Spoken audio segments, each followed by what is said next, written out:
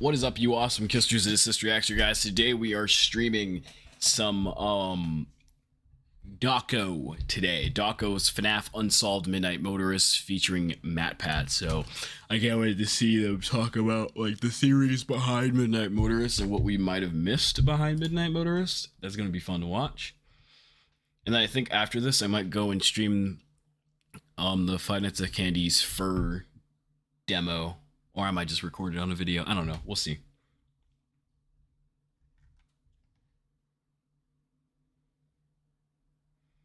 Just waiting for YouTube to throw some notice at people. If you're in the chat, say what's up.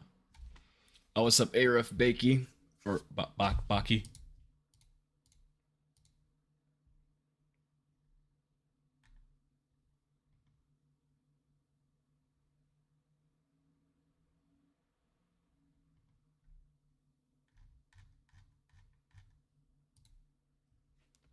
What's going on, Nihore? What's going on, everybody in the chat? Make sure you guys smack that like button. Today we're going to be reacting to FNAF Unsolved Midnight Motorist theory, or Midnight Motorist featuring MATPAT. I was just reading some emails. I'm going to get started right now. Here we go. Let's see the lead theorist talk about Midnight Motorist.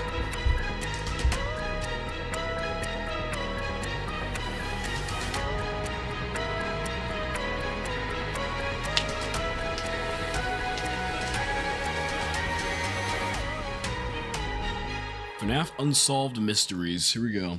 What's going on, guys? Oh my god. Back again. He did the intro. We're gonna talk about some unsolved mysteries in FNAF.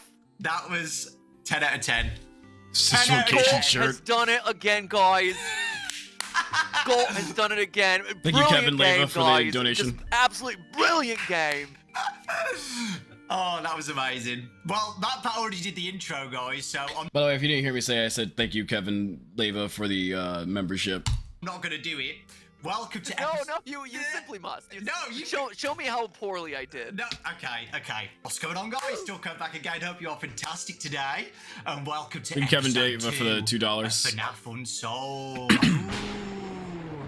As you've already seen, What is this, bro? Our special guest today is the wonderful MATPAT. Thank you so much for coming on. It's so exciting.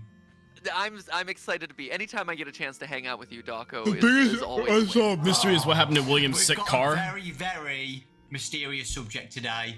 Is it Five Nights at Freddy's? It is Five Nights at Freddy's, yeah, but the specific subject in Five Nights at Freddy's is Midnight Motorist. Oh my god, I love the animations. Can I just call out the fact, Doco, that you've named this FNAF Unsolved Mysteries, but that's just literally all of FNAF. Yeah. Like, it doesn't narrow down the topic at all. That's why it's fun, because we can just keep making hundreds of episodes. So yeah, it's free content.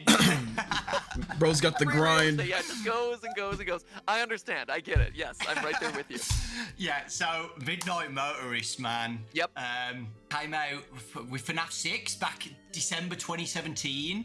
Oh, wow. That's a long time ago. I know, right? Doco. We've been doing this a long time. 7 years later, it's pretty much still a big mystery. One of the biggest debates in the FNAF community still 7 years later on who the mysterious mustard man is in the minigame. Definitely William. You know, it's quite a big minigame, isn't it? You know, it's got so many questions inside it. It's not just like, what's in the box? It's what's Junior's? What's a dirt pile? How's it going, man? Says Gio. I'm doing fine. What's the house? Hope you're doing fine. Where did the kid go? Did he get kidnapped or did he leave intentionally? There's so much. So yeah. Well, and the worst part of it too is I think like people were really excited with the FNAF 10th anniversary stuff where they're like, oh my gosh, 5 laps at Freddy's, this is gonna be awesome. And then all of a sudden it's like, oh no way, there's a screenshot of the level turning into Midnight Motorist level, and so people were even more hyped because it's like, oh, I can't believe Junior's this was is the actually thing there. finally Like, going that's to give us wild. information about the most mysterious minigame that the franchise has seen yet, and then all of a sudden 5 laps comes out and it's like, oh, no lore here. Cool, guys.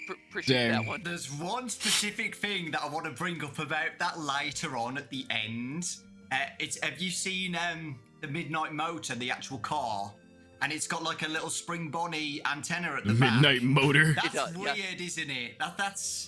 That's very strange. They're definitely Hold up, pointing is it. that the thing that you're that's going to bring William. up at the very end, but then you Yes. just brought it up right now? I did bring it up, Love but you it. know, guys, we'll talk about it later. It's like the anti-YouTube strategy. Like all other YouTubers are like, we've got something that's coming up at the very end of the episode, guys. So make sure you stay tuned. And Daco's like, I got something that's coming Oh up my at the God, very end of the the episode, PNG. and I'm gonna tell you what it is Right now. We'll go more in depth to it then later on. Yeah. Okay. Okay, awesome. Teaser Sorry, of coming guys. attractions. Yeah. But yeah, a quick recap on how to get it. So we've just said it's in FNAF 6. It's in the I forgot Future how Simulator hard part. that You get game the is. Midnight Motorist arcade machine, and it starts off with the banging music at the start. You're in a At Progressive, Oh.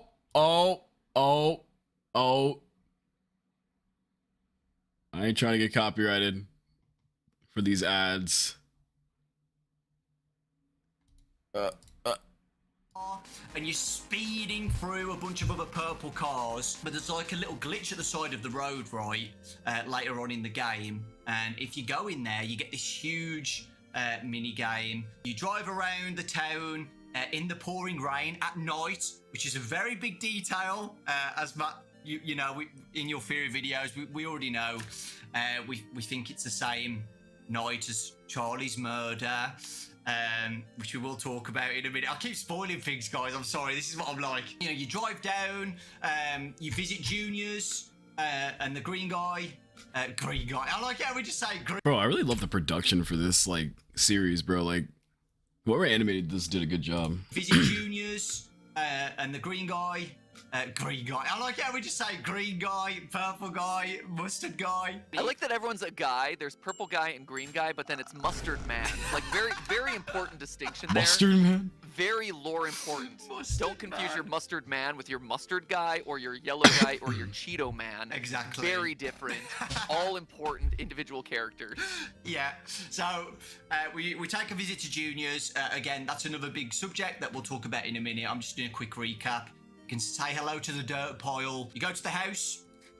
Say hello to the dirt pile. Hey, dirt pile. How you doing, man?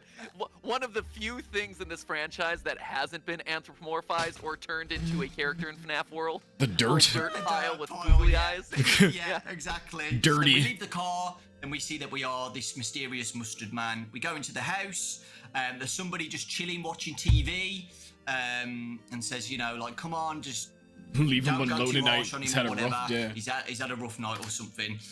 We knock on the door, no answer.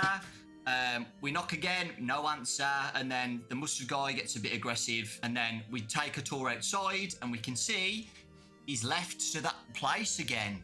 He'll be sorry when he gets back. So, again, we'll talk about I that wonder in a minute, why but he'll just a be quick sorry little when he gets recap, back. What did he before we do? get started. So, yeah. The first question I want to talk about, Matt, is Mustard Man. What do you think? Who is Mustard Man? All right. Yeah, let's go into Mustard Man. So first off, before we get to Mustard Man, I do want to call out the fact that I appreciate you mentioning the music, because the music to Midnight Motorist is so good. Like, Five Really Nights at great. Freddy's is not a It is franchise with a W. whole lot of like music that plays, but the music that does play throughout this Oh, franchise yeah. is so good, and I think it's easy to sleep on the music in this franchise. Midnight Motorist is a banger. It is, For right. a while. Super banger. I Like, was who writing actually all my made that? scripts to Midnight Motorist just playing on loop in the background. No joke. Like, I would just like rock out to it, and I would just like write my scripts for like 5, 6, 7 hours at a time. The way Jesus.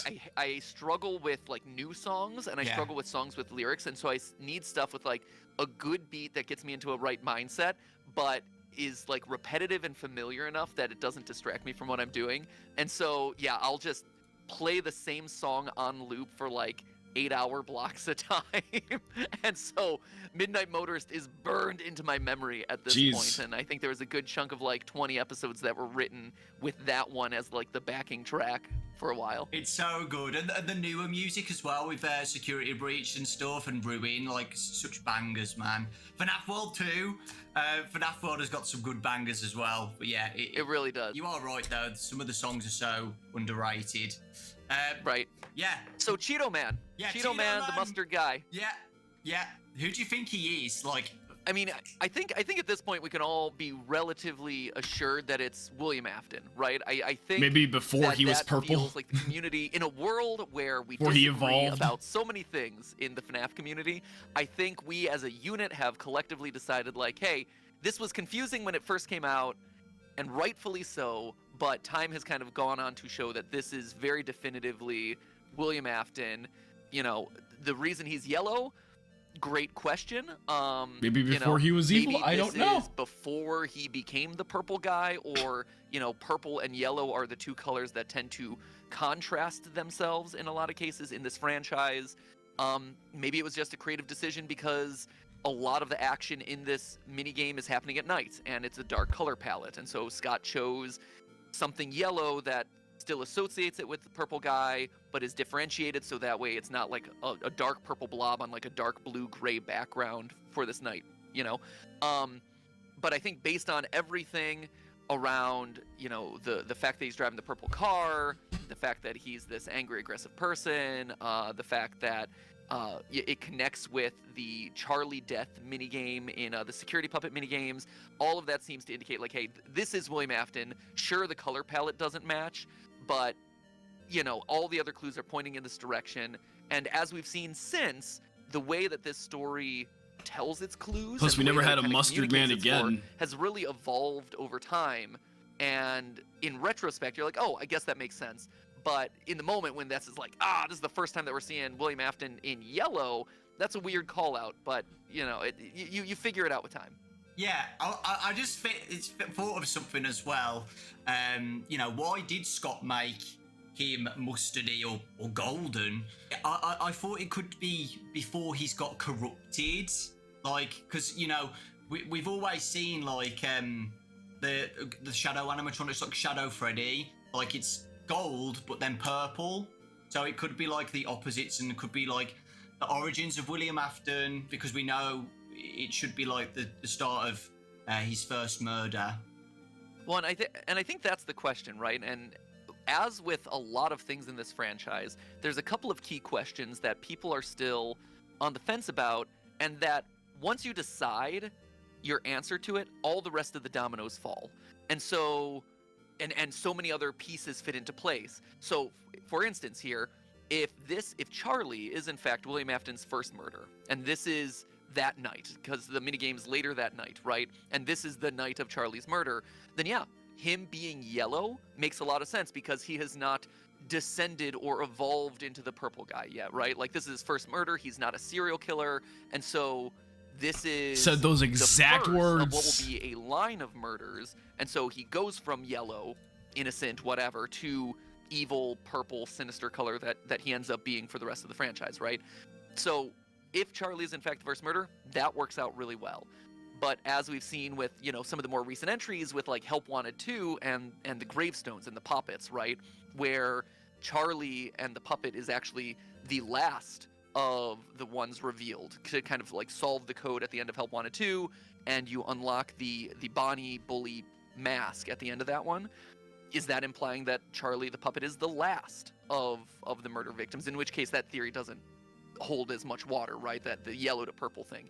And so it's one of those things where, depending on other answers to the franchise, certain things do or don't make sense, right? Like there, you can, and that's the endless frustration and beauty of this franchise, is that there are so many clues that work that way, where you can line up the dominoes, and they all make and then they sense, all just and they make a logical theorists progression. It's fucking like, go maybe was crazy the because they have to first line up so many murdered, which is why dominoes the and crying think all child, the That's time. what the crying child It's gotta saw. suck to be a So that's why theorist for he this sees a bunch of series. stomach mouths, and that's why he's afraid of the animatronics, and that's why there's only 2 people in the FNAF 4 house. You know, that's why he keeps breaking out to visit a gravesite, and those dominoes all line up.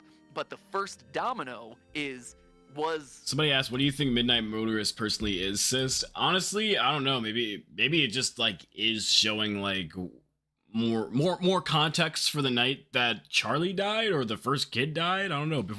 It's definitely before he was the purple guy, before he like contemplated on doing evil stuff. Elizabeth Afton scooped by baby first, right? That's a big if, right? That's a big question mark. The whole Charlie thing then, you know, where does Charlie fit in? And Is it before the bite victim? Is it before Elizabeth?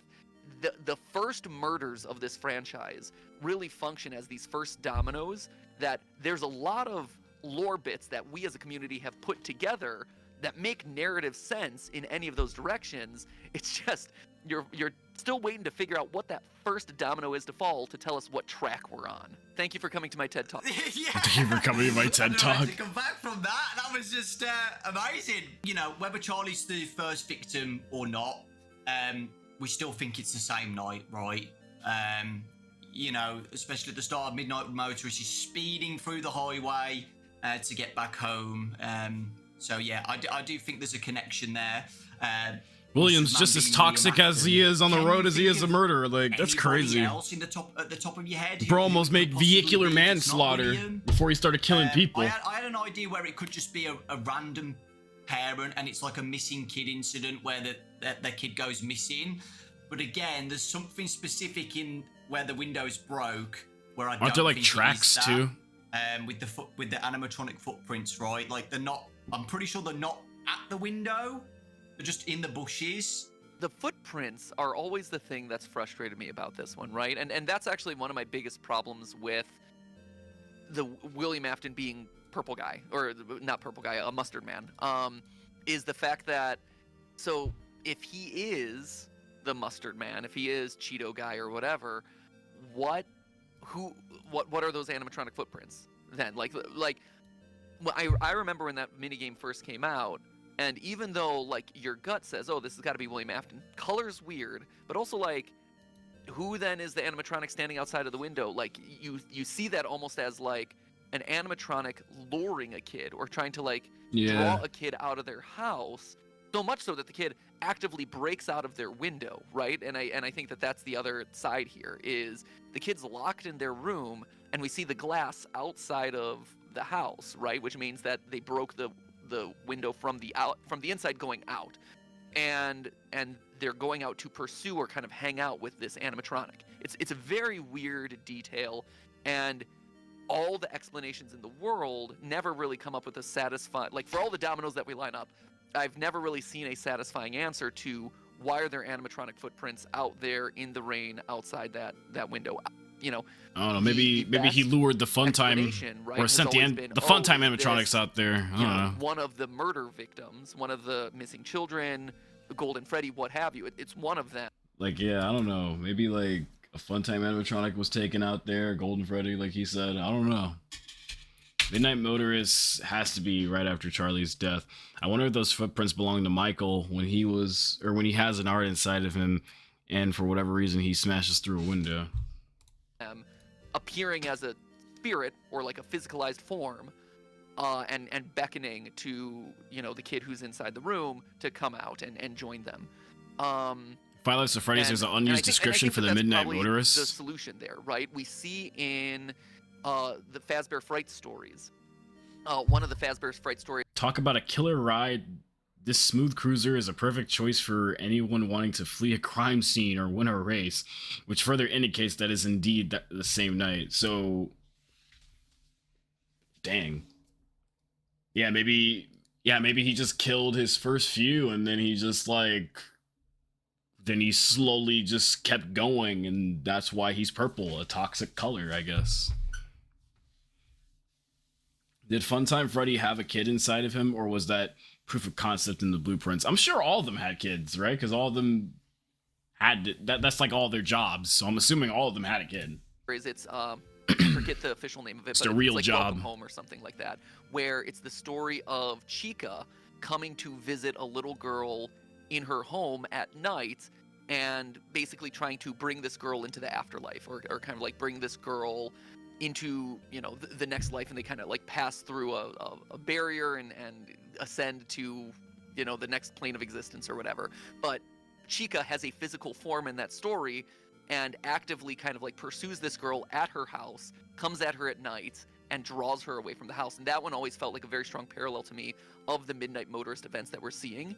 So that's what I think that story was going for, and I think that's what it was trying to communicate, was the spirits can leave the pizzeria, and the animatronics that they're possessing are physical. They have a physical weight and presence in the world, which would leave footprints or damage or things like that. We also saw that in the FNAF movie, right?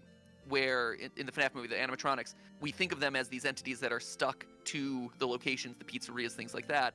But as we see, you know, Golden Freddy is able to take a cab ride with Koryax Kenshin and is able to, you know, cause our dear old aunt to die awkwardly off camera for a little bit. Yeah, she had a bad nap, we bad see drink. that the animatronics are more portable and more maneuverable than I think the games kind of give you the impression. Yeah, I agree with that. I think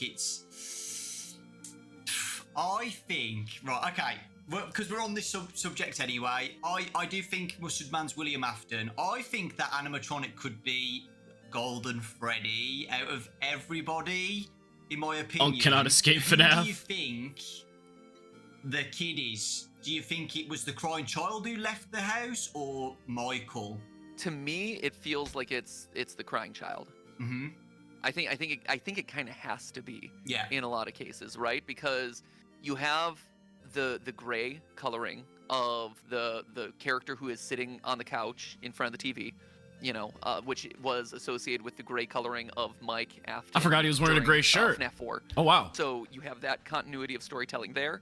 You also have just the idea of like Mike is the character who we have seen repeatedly in the series, specifically in Sister Location, going home, sitting on the couch, watching TV, right? So thinking about the games as they're released, FNAF 4 sets up Mike as the gray kid or the person who speaks in gray. FNAF 5 sets up Mike as the guy who watches TV. And then it's just like, you know, maybe since like he's a kid trying to tell his dad like, hey, go easy on him, he had a hard day. His dad don't care because he's the parent. I pay the bills in this house, so I'm gonna bust on this door until he opens it up and talk to him. Yeah. And is still in, you know, it is watching TV. And then FNAF 6 then is, it's gray, it's in front of the TV, it's Mike, right? Which then by process of elimination means that who's breaking out of it? It has to be the crying child. It also gets into some of the weird stuff around like didophobia in the books, which is didophobia? The story about how FNAF 4 might have been a hallucination test done by nightmare gas, right? Which is an extreme interpretation of stuff. But again, the idea there is a person is trapped in a building and is working to break out of this, right? Like it's got that subtext of someone is trapped, experiencing nightmares and has to break out. And so for me, it kind of has to be crying child by process of elimination. The question though then becomes, if this is the night of Charlie's death, right? Again, the question, is Charlie the first to die? Because someone's in that Golden Freddy suit. Yeah. You know, if it is a spirit entity and it is able to go out to this kid's house outside of his window and be like, hey, follow me, come with me, whatever, something has to be in there, right? Golden Freddy's not doing it on his own. Someone presumably would have had to have died before the events of later that night, before Charlie's death. In Ultimate Custom Night, it's always the one you should not have killed, right? And it's Golden Freddy at the end of Ultimate Custom Night. So do you think Scott's trying to shift things where... It's a great question. I mean... I just seen someone in the chat say that the after Custom Night cutscenes might not be canon, the ones that lead up to Michael throwing up in Ard. I think they have to be canon. It's just like showing him on his route on the way home to work or on the route on the way home from work every day. And, you know, it suddenly starts to not be a normal route when he gets on all fours and starts throwing up animatronic wires out of his body and then picks up his deflated body somehow crumpled on the ground. It could be. With no bones in it. It's just so weird to me. It is. It's very weird. And it's a weird thing to wrap your mind around, too, because, again, if you're going off of Help Wanted 2 and that order of gravestones, Chica's the first. She's seen everything, and that's the first gravestone that that you use in that game. And then it's the core 4 animatronics, then it's Golden Freddy, and then it's the puppet, right? So by that order of events, Golden Freddy happens before the puppet, which would line up with a Golden Freddy spirit appearing, able to appear, the night that Charlie is dead, right? So Golden Freddy would already be dead and possessed and whatever, and there's Charlie's dead body behind, you know, the pizzeria later that night, whatever. Is it being adjusted? It's a tough call, right? I think one thing that we know for sure is that it seems like all the media has told us that Chica's the first. Like, the first of the 5, right? You have your groups of murders, right? And in your group of murders, you have the missing kids incident, which is 5 kids, right? And we know that that's the core 4 plus Golden Freddy, specifically Cassidy, right? And within that grouping of 5, all the clues have always told us it's always Chica first. Yeah. Which, by its nature then implies that Golden Freddy's last. And going back to Help Wanted 2, the order of the gravestones, same thing, right? We see Chica first, Golden Freddy's last, then the puppet. So, for as frustrating to the lore as that bit makes it, it does seem like more and more clues are kind of like pushing, like the later into the story that we've gotten, the more and more clues have been pushing, like, hey, no, the missing children incident was like the first major series of murders here. Mm-hmm. Golden Freddy was the tail end of those, because, if you study serial killers and things like that, the first murder tends to be weird because they're finding themselves, maybe it's a crime of passion, maybe it's an accident, they haven't figured out what their routine is yet. And then also on serial killer lore, like, later murders tend to get weird too because they get overconfident, right? Whoa! All right. Why these ads? They come out of nowhere, and then they,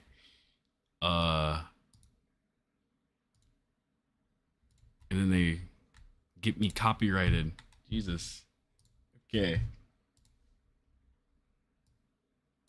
Oh, I haven't been caught yet. I can't be stopped. They have this god complex, and so they start to get sloppy, they start to get overly aggressive, and those are ultimately the things that end up getting them caught, right? That's why serial killers tend to get caught. And so Golden Freddy either has to be the first or the last. And similarly with Charlie. Charlie has to be either one of the first or one of the last. Whoever this animatronic is, right, luring the crying child out to that place again, why? Why? Yeah. If only we knew the whys, man. The series would be so fast. I think is reasonable to assume is, well, I think there's two possibilities, right?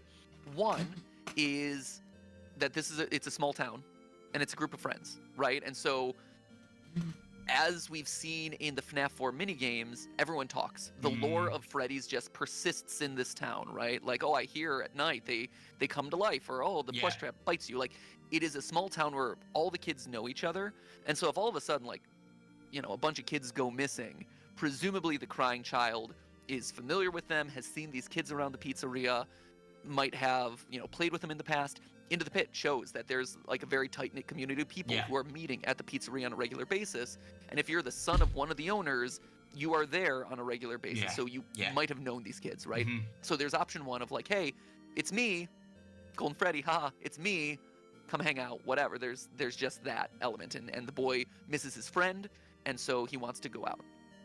Option two, though, and I think this is actually maybe the more likely solution, is it possible that Golden Freddy is acting aggressively? If it is Golden Freddy out there, right? Is it acting aggressively or vengefully, right? Vengefully. We see in the movie that Golden Freddy is truly the vengeful spear, right? He's the leader of the crew, and he is doing things that seem innocent, but actually has malicious intent, right? He is trying to strike back against his killer in ways that will hurt him, in some way. And he seems pretty, pretty malicious. Like, he doesn't care that he's attacking a kid, right? In the movie, we see Abby being a target of Golden Freddy. In a lot of cases, it's Golden Freddy being like, yeah, just put her in the animatronic so she can join us. Like, get her spring locked by baby so she can join us, right? It's not like, oh, hey, we're all fun kids here. It's like, oh, there's actual like evil intent for this spirit to like kill another kid and bring them over to the fold, right? And so to me, one possibility here is, when he kind of says that plot element out loud, it kind of just makes me feel weird about the FNAF movie in terms of like that angle for the kids. Because like, wouldn't that also kind of imply that maybe Golden Freddy was under Afton's control too? Because honestly, Afton's his only target. Why would he want to make some kid join the fold, is maybe it is Golden Freddy trying to lure Afton's family. By the way, out, guys, or if you one haven't member missed, of you smack Afton's that family like out button that if you like Afton cares FNAF theories. to lash back at this person who killed him and actually get revenge in whatever capacity he can. I like both of those points.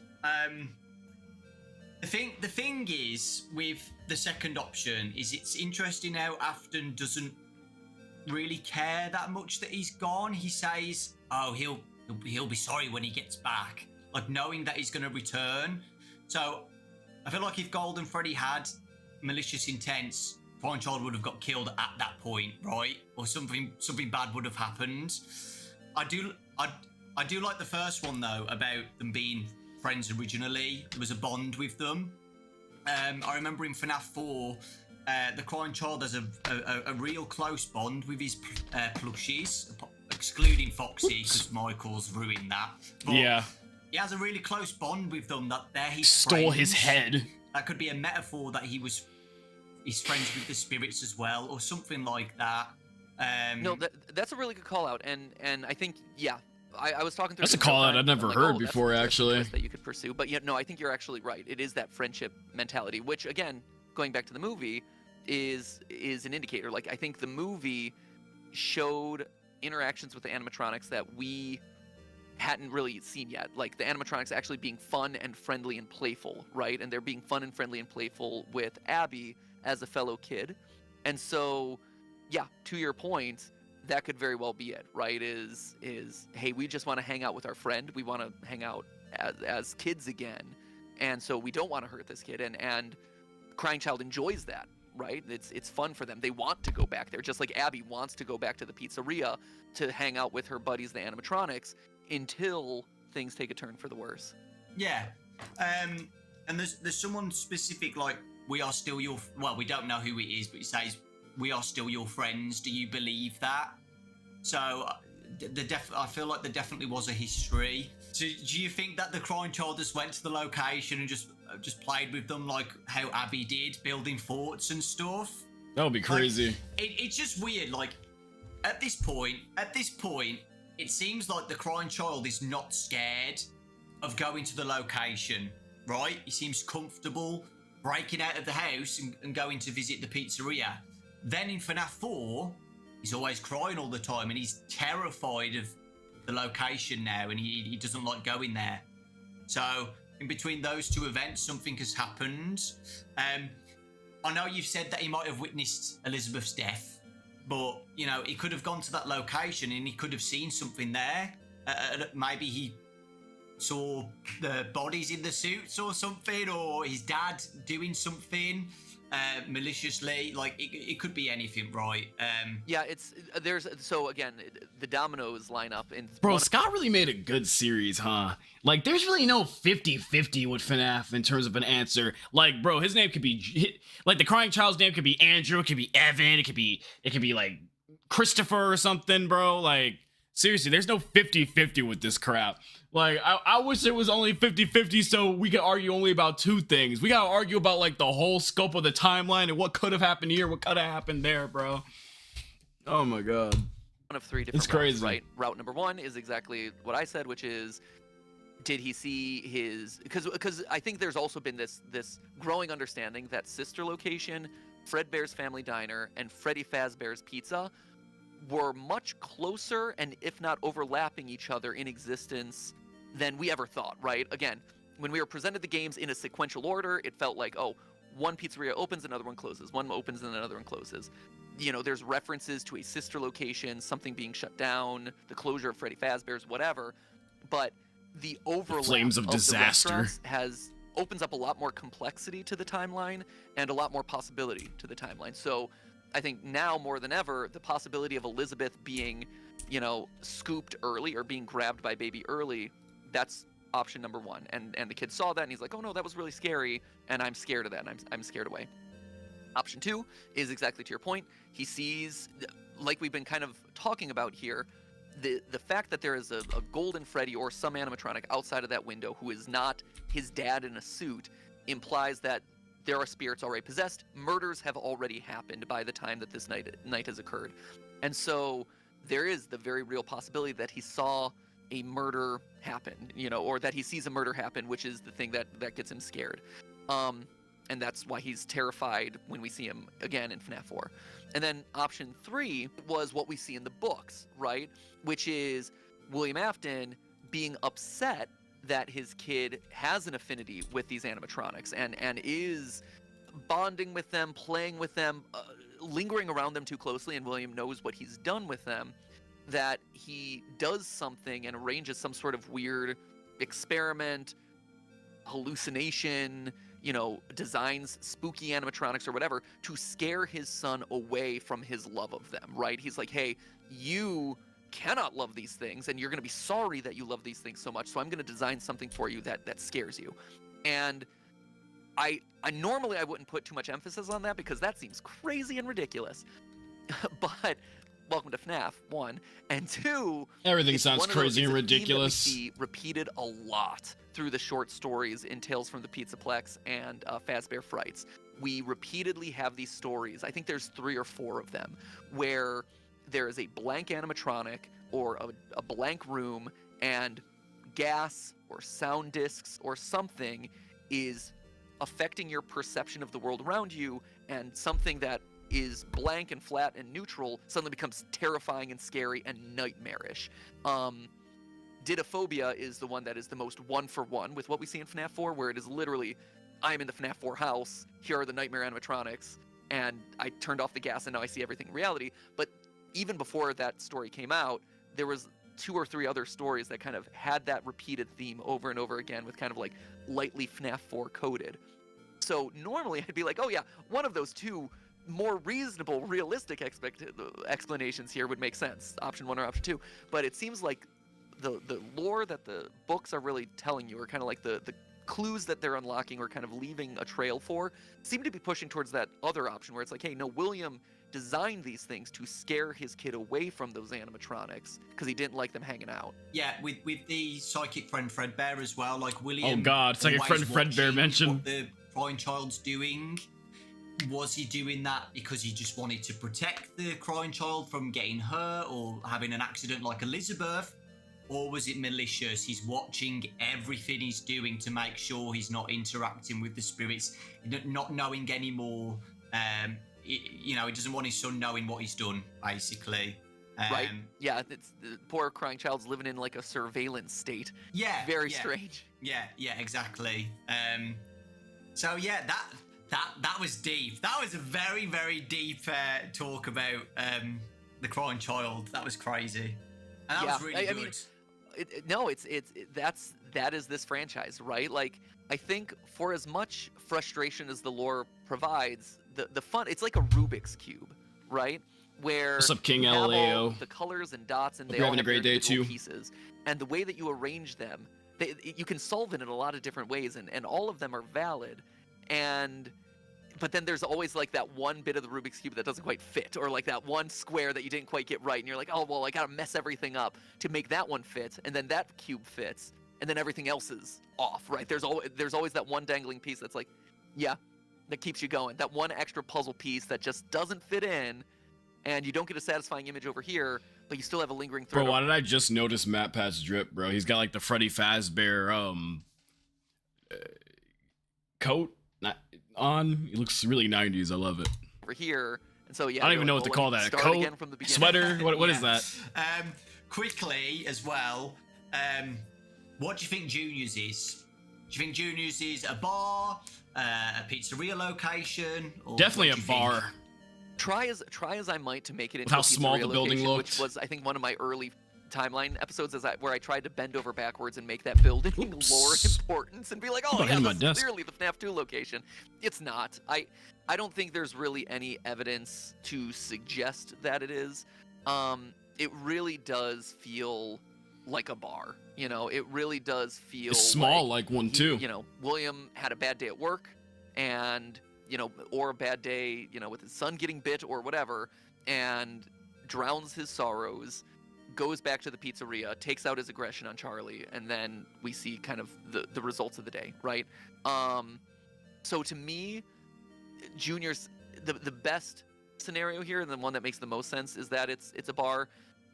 You know, try as I might, it doesn't seem to be anything more than that, and I'm okay with that, right? It feels weird. It feels weird that such a prominent, very specifically named building is just like, oh, random bar, insert random bar.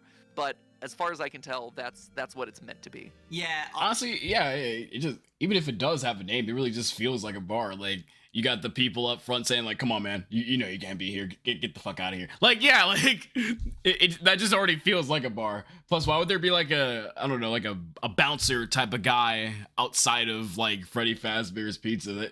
That feels weird. Chuck E. Cheese ain't got no bouncers outside of it or something like that to tell people that they can and can't go in. You know, that's what the person at the desk is for, you know?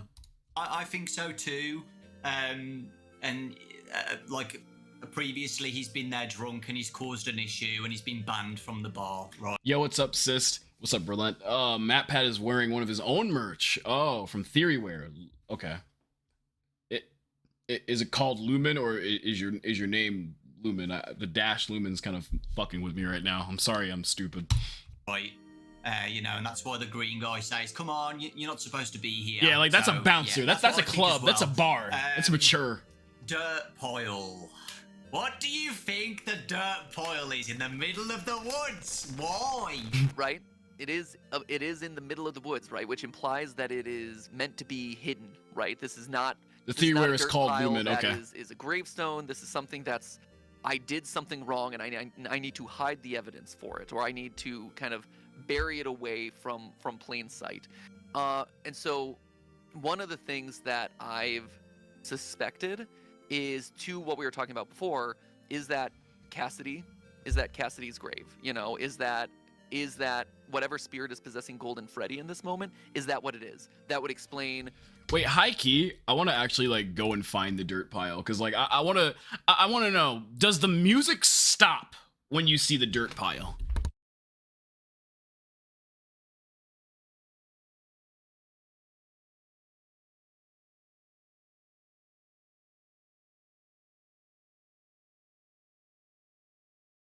That's what I need to know.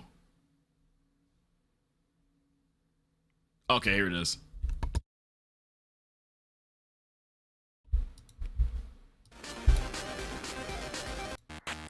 By the way, this video comes from Father, by the way. Make sure you guys hit the like button on this video, subscribe to Father. Alright.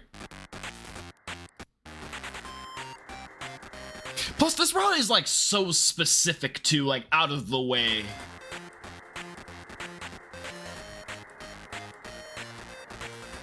Like, look how far Brody has to go to find it. That's definitely like a body or something in there. Okay, I thought like the music would like stop or something, but no, it doesn't.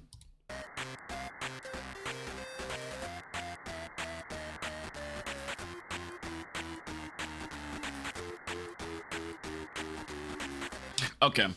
See, if the music stopped, that's like some dramatic shit. That means like there's something groundbreaking, ironically, inside of a dirt pile. It's crazy that at like 15 or so, pixels have driven us crazy for almost. I can't see with that stupid heart in the way on the. Why would they add that like right in the middle of the chat, dude? Anyway, for almost 6 years now. Hey, what's good? What's up, Starlight Studios? The more ghostly appearance of Golden Freddy, because all the other kids die in their suits, right? All of the other ones are kind of stuffed in there, so they have control of the animatronics. There's more of that one-to-one.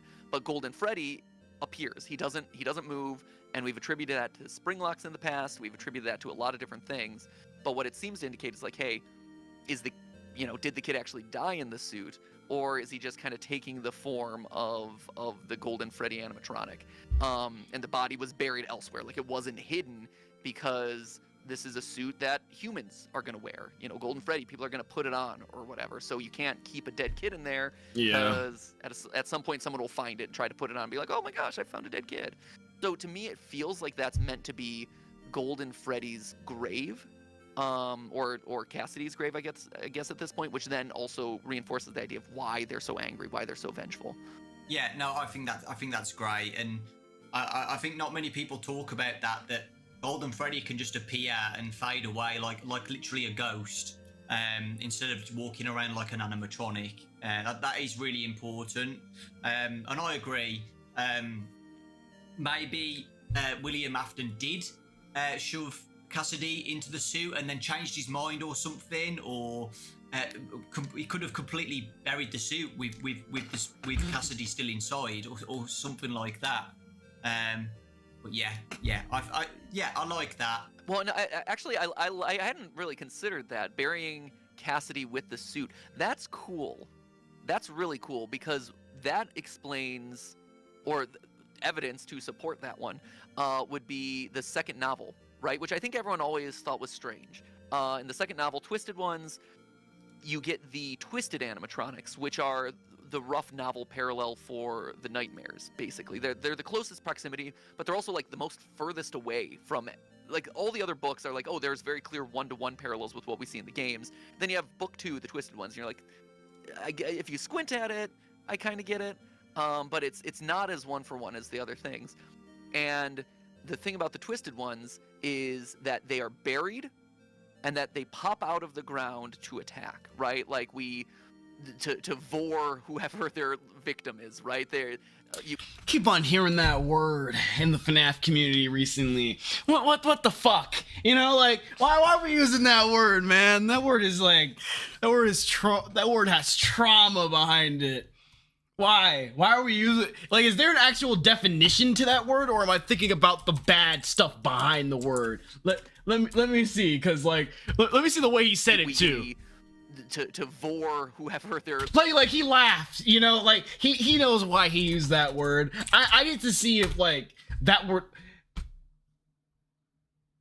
Okay, no, there is no good definition of that word. Okay, just had to know. Right there, we get these repeated scenes of like Freddy coming out of the grave and attacking, and so to your point, maybe that's what that is. Jesus, right? Is that idea of Cassidy being buried in the suit, and they are like similar to a zombie, like rising up out of the ground to go to the crying child's house and be like, hey, come hang out with me. So like that, I think that's actually a really cool thing that I'd never thought of before, so I think that's an awesome observation.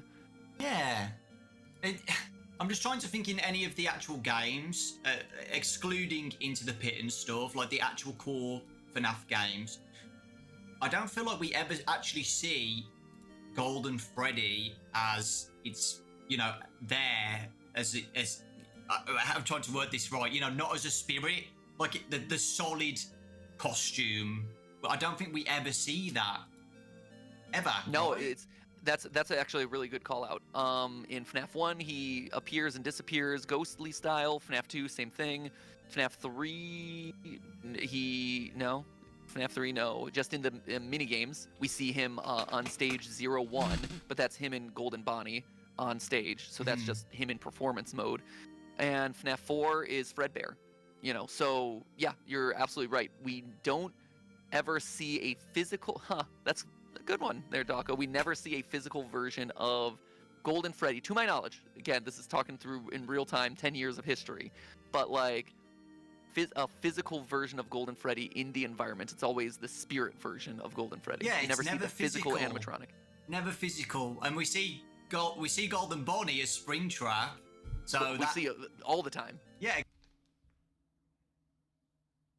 So we're considering him slouched in the corner. Wait.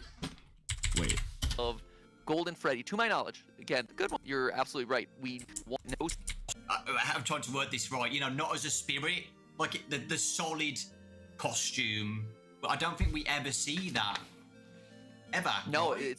that's actually a really good call out. I must admit, in FNAF 1, he appears and disappears. Okay, no, I'm not missing the conversation then. Okay, so we're just not considering the whole suit just slumped in the fucking corner. Not a real thing. That's the general consensus. Style, FNAF 2, same thing. FNAF 3, FNAF 3, no. Just in the minigames, we see him on stage 01, but that's and he him just in slumped in the corner on stage, so that's just him in performance mode. That's definitely a physical and form. FNAF 4 is Fredbear. Like I feel like the head jump scare, like in FNAF 1, you see only the head. In FNAF 2, you see the head rushing towards your face. I feel like that's the ghostly crap. You know, but like him like slumped in the corner staring at you, or just that's gotta be the suit. That ain't no ghost. I mean, there may be some ghostly influence with it and how it got there. Yeah, but like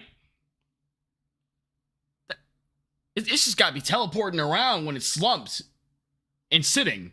Like, it just teleported there physically. But like when it rushes toward your face, that's some ghostly hallucination crap. That's a ghost because it fades away. It fades away?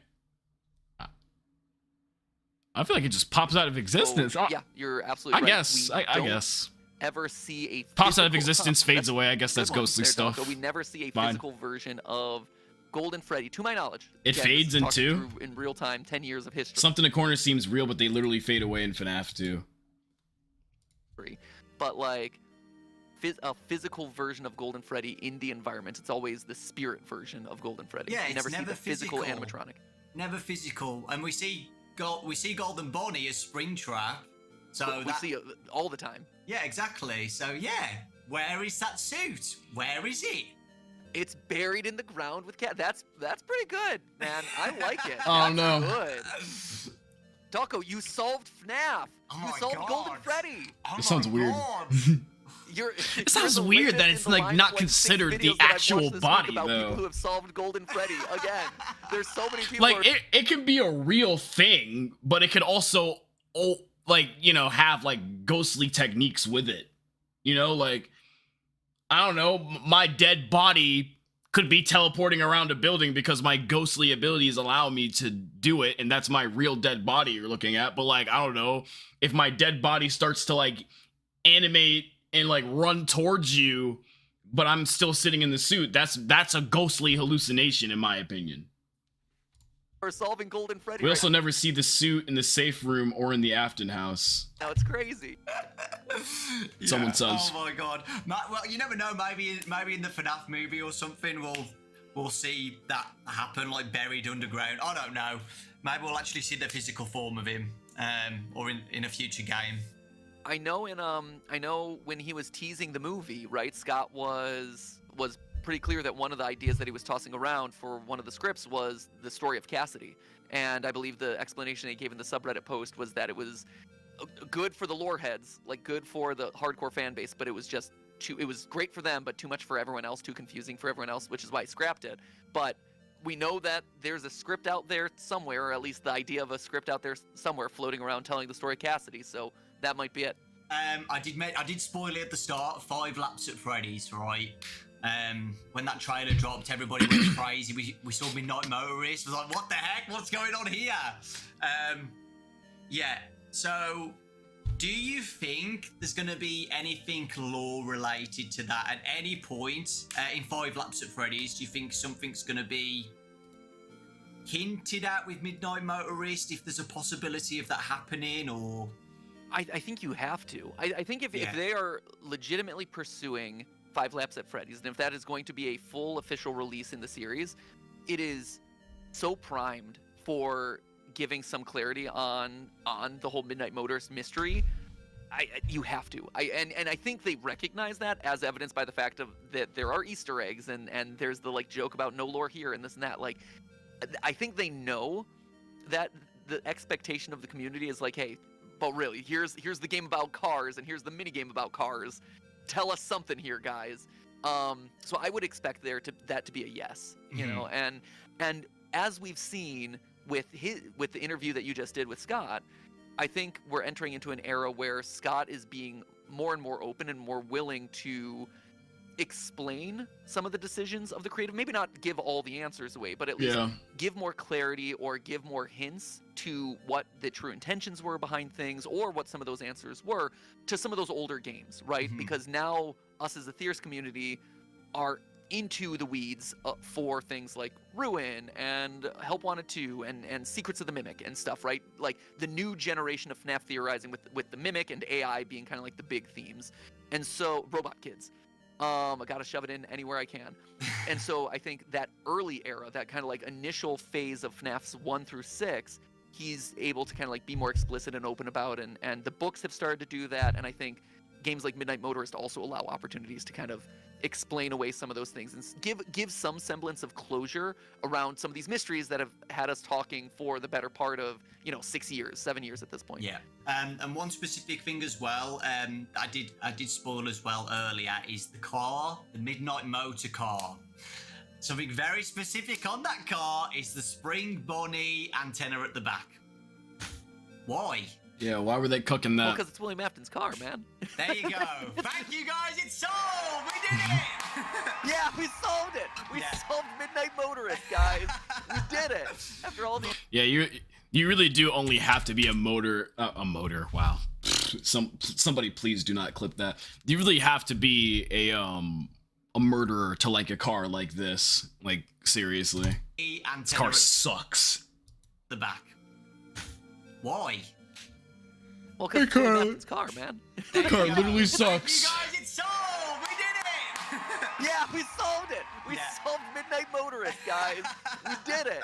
After all these But, years. Yeah, guys, you know, Scott. Clap it up, approves Jack. Clap it everything, up for them. They with solved stuff it. Like this, you know, unless it's updated later on where it's removed, you know, there's a spring bonnie and antenna on the car, the Midnight Motorist car. Yeah. Yeah, like I said, that move feels, and to be fair, I don't think we needed that, right? I think that when you asked at the beginning, like, who's orange guy, I think I'm like, oh, we all collectively have decided that that's William Afton, and I think that is just yet another piece of evidence to be like, yep, you guys were right, you know? Yeah. So that one didn't seem like as much of a reveal as it was like I see you and you guys are right, and here's just the little extra added bit of evidence to kind of like confirm that you guys are right. Yeah, like hitting the nail on the coffin. Like, yeah, you guys are right. Right. Yeah. We can put that one to bed. Cheeto guy is purple guy is William Afton. Yeah, I Unless agree it's with actually that. Michael Afton and he's already been scooped. No. Oh, brother. Not opening that can of worms. Nope. No, we're done. You gotta go. We're done. Maybe he's like orange when he's not inside of a Fazbear location wearing the purple security guard suit. Maybe that's why. I don't know. But then again, he came back to Fazbear's after it closed to break the suits. So I don't know. Maybe he just wore the suit because it's iconic and holds some attachment to him. I don't know. So, the final question, Matt. Do you think this has been solved? Do you think that you're satisfied with it?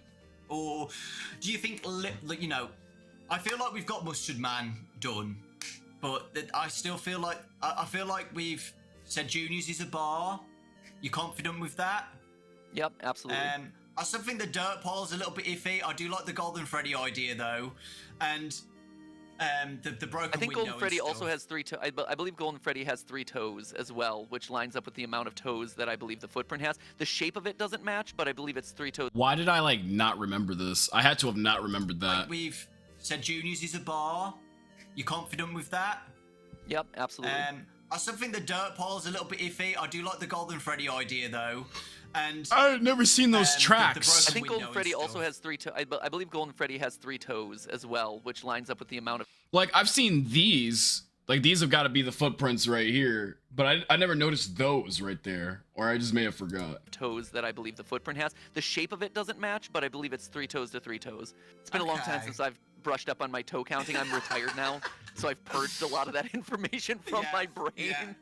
yeah. But Toes but and here's bore, the thing, huh? I feel really good about a lot of those answers. I think it makes sense that it's Golden Freddy. I think it makes sense that it's William Afton. I think it's Mike and Crying Child. I think the aftermath.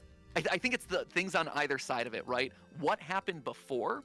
You know, was Charlie the first victim? Was Charlie the last victim? When, you know, and then conversely, like the Golden Freddy bite, and like what you called out about, like, why is Crying Child cry if he likes the animatronics? Why is he crying in FNAF 4? Those are the mysteries now that exist. But as far as Midnight Motorist itself, feels like we have a pretty solid set of explanations. Yeah, I agree. And the aftermath with 5 laps at Freddy's with the spring bonnie on the car. Yeah, but we'll see if there's Sorry about that little lag right there, Chad. I noticed it too. anything else that's going to be revealed for that. I really hope we do get something. I said in my video, it would be so cool because it is a single player game, right? There's not going to be multiplayer in this. If we actually do get to glitch out of that road again and actually go and do that mini game again. You know, explore the map and stuff, and see From a the different dirt. perspective. Yeah, it'd be great. and see the dirt pile and go to the house, and more nails on the coffin, like more explanation about what those footprints were and what the dirt pile is. Maybe we see like a golden ear sticking out of the dirt pile or something. You know what I mean? Just to get some more confirmation. I feel like it'd be a huge missed opportunity if they didn't do that. Yeah, exactly. I really hope it's a game where it's like FNAF World, where there's glitches and stuff and something's not right with the game. I do really hope we get something like that rather than just a cart game. Yeah, do you think we solved it, or do you still think it's unsolved? I've got to ask it at the end. We solved it, Dawko. We solved Midnight Motorist. Okay, there we go then, guys. Blame MATPAT. It's solved. Blame Matt. Get out of here. Blame. I'm retired. You're not. Yeah. Sure. Go ahead. Blame me. Whatever. No, I'm retired. What are you gonna do to me? I'm done. We'll just say it's unsolved, but like I feel like we did really good there. Solved Midnight Motorist. Parentheses mostly. Yeah, mostly solved. Let's say that. So nobody gets the pitchforks out and be like, well, actually, the dirt pile is it, you know. But yeah, Matt. Yo, I feel like Dawko is really like a D1 crash out secretly. Like, like he's all laughter and happy vibes in his videos, but I feel like this man, if he gets pissed enough, he's like the crash out of the group, bro. I swear to God. I don't know what. Something just felt like personal when he started doing this shit. Nobody gets the pitchforks out and be like, well, actually, like I felt something. I felt something personal there. But yeah, Matt, thank you so much. I really do appreciate it. Like, you know, some anger. Being in this video means so much to me, and it's always a pleasure just talking about FNAF with you. It's always so nice. Anytime, Dawko. It's always a pleasure. And hey, as I am an old-time retiree, I got all the time in the world. So thanks for getting me out of my retirement home, getting me off the old the rocker on the porch, to talk about the good old days of FNAF. Back in my day, Golden Freddy was only possessed by one spirit. Now it's possessed by two. No, we're Jesus. not going into that, the two-spirit theory. No. Next time. Next time. Thanks, Dawko. Thank you so much, Matt. See you later, guys. Thanks for watching. Bye-bye. Imagine like MATPAT gets like no retirement and he just has to appear on every single episode of FNAF Unsolved just to make sure things go smooth and shit. No, I like the series. I really do like the series. Just listening to people like talking podcast style about like what we still need to solve in the FNAF community. This could really be a good help for FNAF theorists as well, in case there's like a stone unturned like they missed or something like that. But yeah, with this series, I feel like MATPAT's never going to be able to rest, especially with like all these people coming here and watching him and probably tweeting him about what he says here. He's the Hercules of FNAF. That's crazy. Well, okay, chat. This stream was basically just for me to react to FNAF Unsolved, but I think later I'm gonna be posting a Five Nights at Candy's Fur demo gameplay video because I definitely missed that. I do want to see like what that game has planned and stuff, so be on the lookout for that later. And I think I'm gonna be reacting to another Minecraft video too, where somebody like completely reanimated the Minecraft movie trailer to make it look better. And yeah, I'll see you guys later. Thank you guys for attending to the stream. You guys are the goats. And yeah, peace out. See you later. Bye.